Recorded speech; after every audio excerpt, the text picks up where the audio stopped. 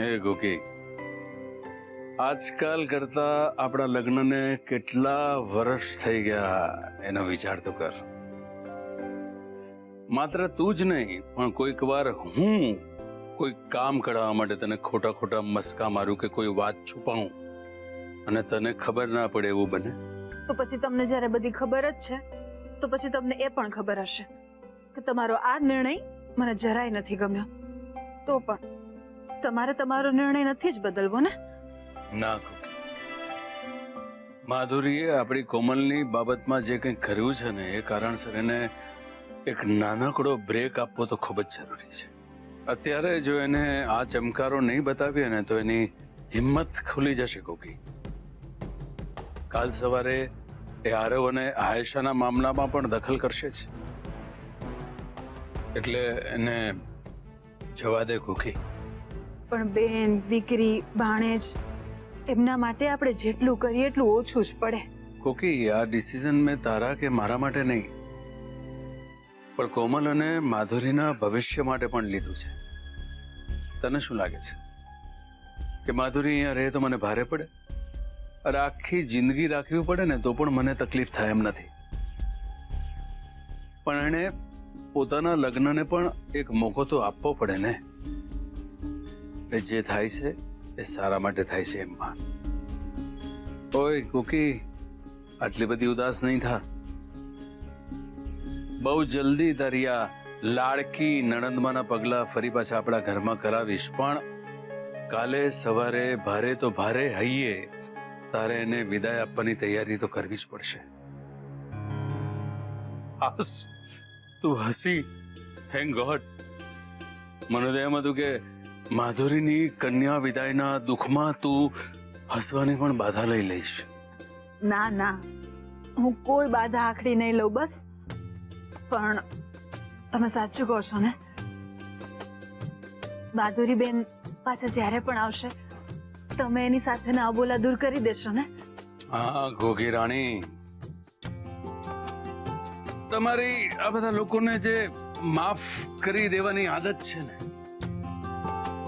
એના કારણે મારો તારા માટેનો પ્રેમ વધ્યા જ કરે છે ને વધતો જ રહેશે.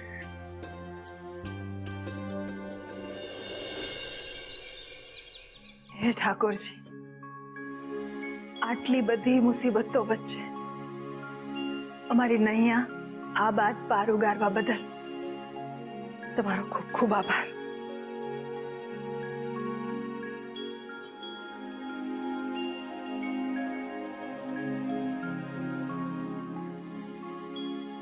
અમ્મા, તે મને બોલાય? હા બેટા, આજે ઠાકોરજીને દીવો પણ તું કર અને પૂજા પણ. ઓકે.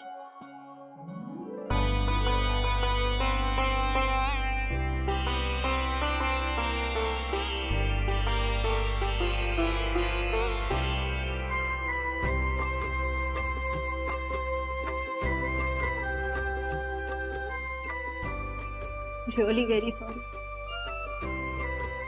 આજ પછી જો હું કોઈ ભૂલ કરું ને તો તું માત્ર મને ખીજાતી નહીં, એક થપ્પડ મારજે.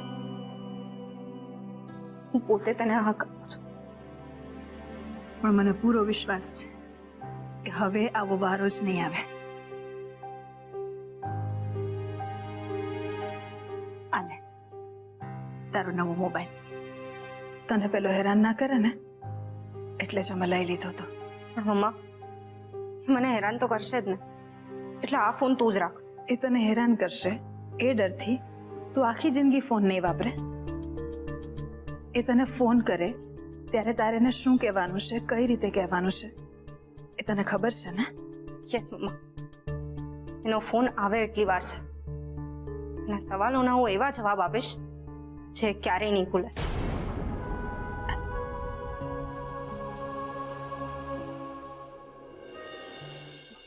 કોકી, જરાક રાકેશ ગમરા પડે મુખવાસ તો લાવો તમારો સ્પેશિયલ.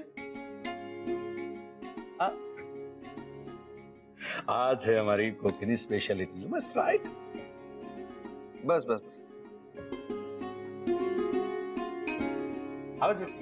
રાઈટ. હું પાર્સલ બીજું કરું? No no no not at all.